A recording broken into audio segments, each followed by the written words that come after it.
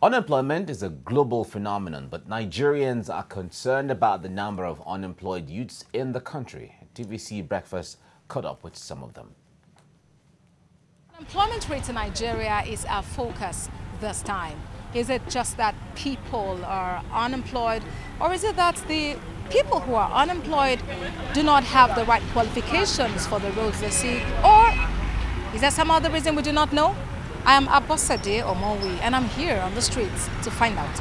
So many Nigerians are ready to work, but as you can see, millions of graduates everywhere trying to submit their CV in so many places.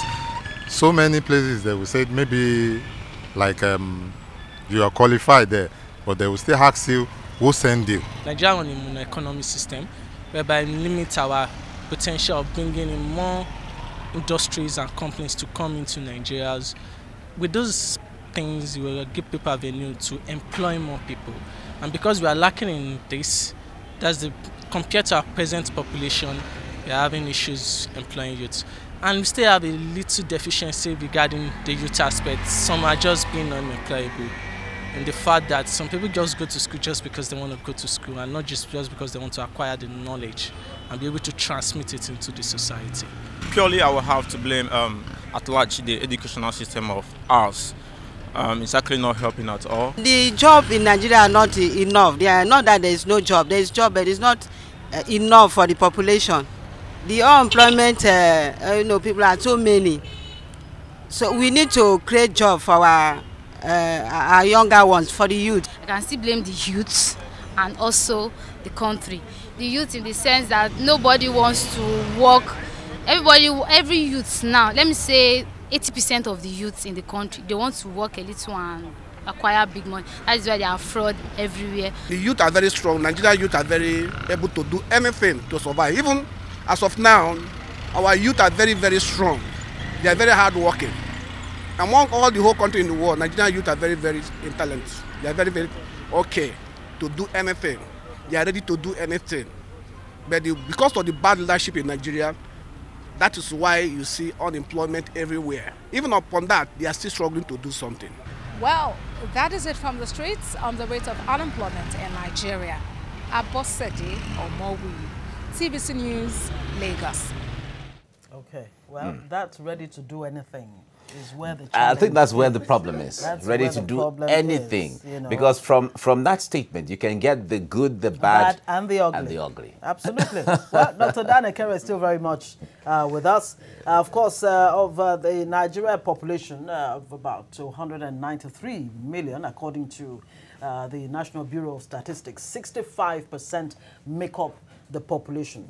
As in 65, that's youth make up 65% of the population. And a large chunk of the youth don't have jobs, about 24% or so. Some have described this as a ticking time bomb. But how did we get here in the first place? Yeah, thank you. To start with, I think that is something to glory about, that we have 65% of active men and women, people within that age bracket. Yeah, bracket. That's between 15 and 34. Yes, the working age, very vibrant age. But the unfortunate scenario is that we'll be having issues with, serious issues of unemployment and the rest of it. Now, much of it, when people blame government, you begin to wonder, is it that we're supposed to put everybody in the ministries? No. The challenge is that those who are even creative, who would have been able to do something on their own, don't have the enabling environment. What is this enabling environment we're talking about?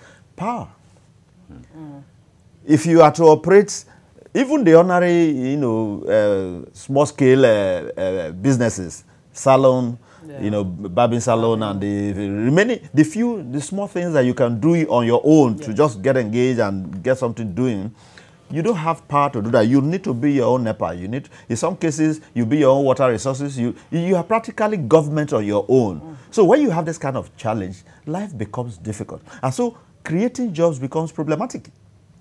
Because it is not government per se that creates jobs. Yeah, so that when government says we will create jobs, which is one of the promises that you now hear from the the contestants, gladiators. When they say we will create jobs, it's not like they're creating jobs directly, No, but that they will create the enabling environment that is for jobs to thrive, for people Exactly. to become self-employed, Exactly. and employers of labor themselves. Yeah, exactly. That is what it means. If the government is telling you it's going to create jobs by way of, government directly employ this, then there is all lies. But when you go through places like Aswani and all those, look at all the textile industries that have gone moribund. Now, I once worked with Dunlop. I was there the other day. I mean, you weep at the sight of that place. It used to be a bubbling place. The place was full of life. And I passed through that place a few weeks ago. It was a different story entirely. The entire background then was, I don't know, it was a hub, But as we speak, all those things are gone. Now, why did Dunlop relocate? It was a function of power. And so many other, companies. So when you have this kind of scenario, obviously, you are creating room for unemployment.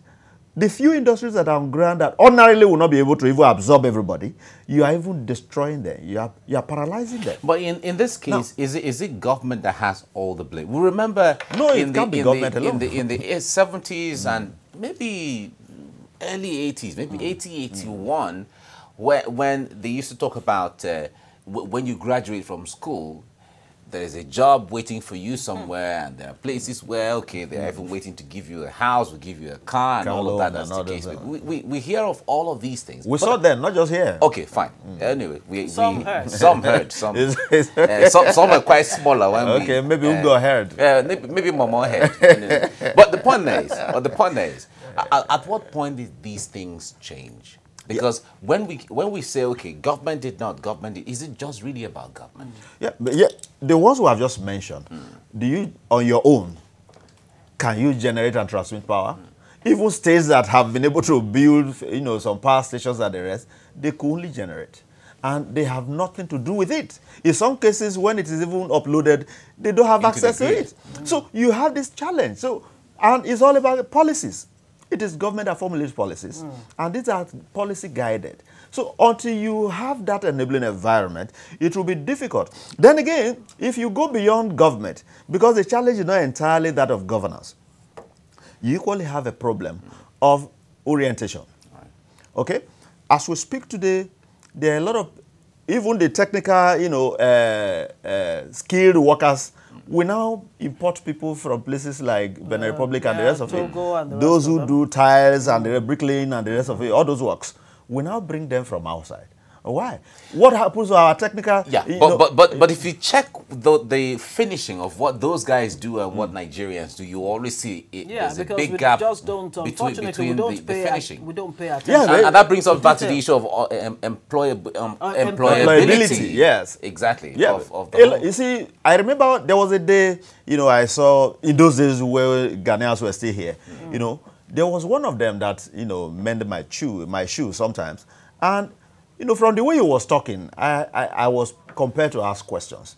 In the course of that, the guy told me that he actually learned that skill in the technical school. Okay, we have to leave it here now. Dr. Daniel Kere, thank you so much for coming. Thank you. It's always a pleasure. Thank you.